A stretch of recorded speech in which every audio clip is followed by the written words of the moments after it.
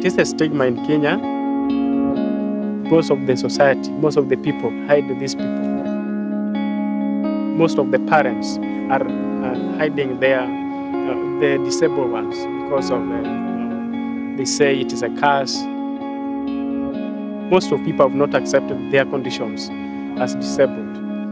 They have here artificial limb. I understand what disability is because I got my disability at the age of 18 years.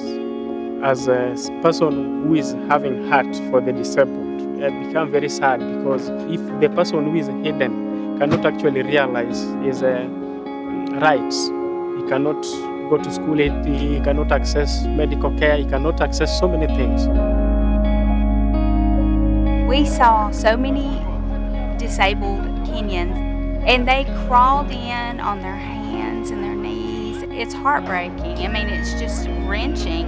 And to think it's already difficult, the living conditions, but yet you have this disability that you can't even fathom. When you see 145 people crawl into the premises, drag themselves into the premises, and you see these people who've lived with disability for so long and they've struggled, it's pretty jarring. It's got a way of making you reframe your life in a very short amount of time.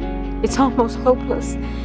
It's the fact that the challenges are unbelievable, but to have challenges that you can't even walk out your front door, they need hope. Well, I really thought it was a scene out of the Bible. I mean, they just kept coming one after another. Every kind of imaginable disability, from people with burns and contractures and all kinds of deformities that, they live for decades like that. And they're all, have so much hope that we can give them, a future. You want to do something, you want to make their life better, so it's just a natural thing to do, an opportunity we can't pass.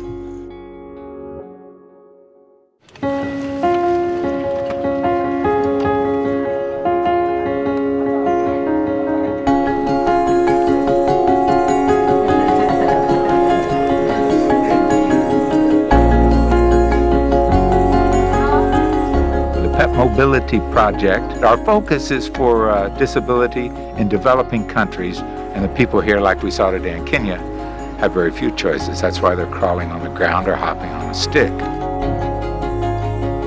PET card, personal energy transportation card. What makes it unique is the fact that it's made specifically to use in rural settings.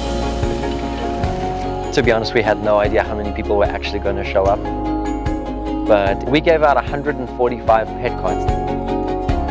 I think that as people started sitting on their pet cards, something did change.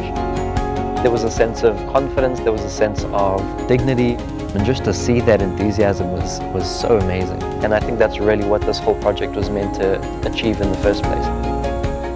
My mother cannot walk, and I've been looking forward to get something that can maintain my mother, make her go, and this is one of the very best things that we needed. This is going to be very important in our family.